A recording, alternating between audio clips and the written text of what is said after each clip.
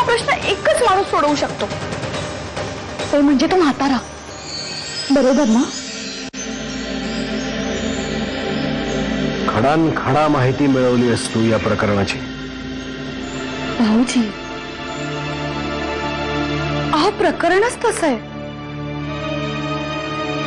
कितीही विसरायचं म्हटलं ना तरीही विसरता येणार नाही. अहो आमच्या आयुष्यातल्या छोट्या मोठ्या प्रकरणांना तुम्ही किती पोटतिडकीने हँडल केलंय. त्यासाठी जीव तुटतो हो, बाकी काही नाही. कुठे गेला होतास? म्हाताऱ्याला शोधायला गेलतो. परशु, कारण नसताना आपण ह्या गोष्टीला फार जास्त महत्व देतोय. अरे बाबा, आपण देत नाही, दादानीच सांगितले मला त्याला शोधून आण म्हणून शोधायला गेलतो. काही गरज नाहीये. यापुढे हा विषय इथेच बंद. आल्यापासून अमृता आणि गण्या कुठे दिसत नाहीये. अगं अमृताला पिठलं खायचं होतं. रखमाबाई फार मस्त करतात ना, आणि गरम गरम भाकरी, त्याच्यामुळे गण्या आणि ती दोघही जण गेलेत रखमाबाईंच्याच कडे. आतेबाई, बाहेर शंभू आलाय.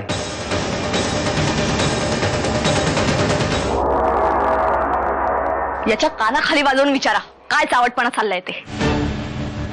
तुम्ही माझ्या खोलीत या. खोलीत जाऊन कशाला? जे काही विचारायचं ते इथेच विचारा ना, म्हणजे नंतर चर्चेला जागा होणार नाही. हास हास. वामन, इथे उघड्यावर नको, आत घेऊन येतात. या. आपल्या माग काहीतरी लई मोठं प्रकरण शिजतंय बघ बजाची, आणि आपल्याला त्याचा वास बी लागू दिलेला नाहीये. पण या सगळ्या प्रकरणाचा मुख्य सूत्रधार हा तुझाच नवरा असला पाहिजे. ते काय वेगळं सांगायला पाहिजे का? जिथं जिथं काहीही वाईट घडत असेल तिथं तिथं परशुराम किल्लेदार हे नाव येणारच. फक्त घडतंय काय ना ते कळायला पाहिजे. मी किल्लेदार नाही याचा अर्थ काय? कृष्णबाई, तुम्हाला आठवत असेल, लक्ष्मी वहिनीच्या पहिल्या बाळणपणात 7व्या महिन्यातच त्यांना कळा लागल्या होत्या. हो, मला लगेच बोलावणं आलं होतं. तो निरोप मीच दिला होता. आणि आम्हाला जेव्हा ही बातमी कळली तेव्हा शारदा आणि मी लक्ष्मी वहिनीच्या माहेरी गेलो होतो. शारदा 2 तास प्रयत्न करत होती, पण ते मूल काही जगलं नाही.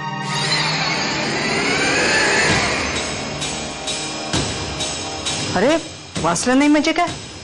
10व्या दिवशी मी गेले ते त्याला लक्ष्मीच्या मांडीवर पाहिला मी नरसिंहाला. खरं बोलताय कृष्णाबाई, पण वहिनीच्या मांडीवरचं मूल ते त्यांचं नव्हतं. मूल गेल्याचा धसका लक्ष्मीबाईच्या वडिलांनी इतका घेतला होता, त्यांना वाटलं होतं की पहिल्याच बाळणपणात किल्लेदाराचा वंश गेला असं कोणी बोलू नये, आणि मुलीच्या संसारात विघ्न यायला नको म्हणून त्यांनी रातोरात दुसऱ्या कोणाचं तरी मूल आणून आपल्या मुलीच्या मांडीवर ठेवलं. तेच हे मूल.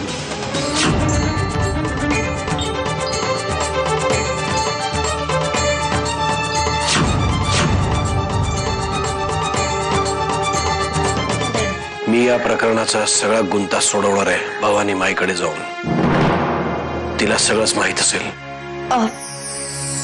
त्याचा उपयोग नाही होणार, कारण आत्याबाई भवानी माईकडे जाऊन आले आणि तिने त्यांना सांगितलं की तिला भविष्य कळतं, भूतकाळ नाही. याचा अर्थ माझ्या अपरोक्ष खऱ्या खोट्याचा न्याय निवाडा करून आलात तुम्ही. आत्याबाईने हे सगळं माझ्यापासून लपवून ठेवलं, आणि त्यात तूही सामील होतीस. काय बोलताय तुम्ही? प्लीज जानकी, मला एकट्याला सोड थोडा वेळ.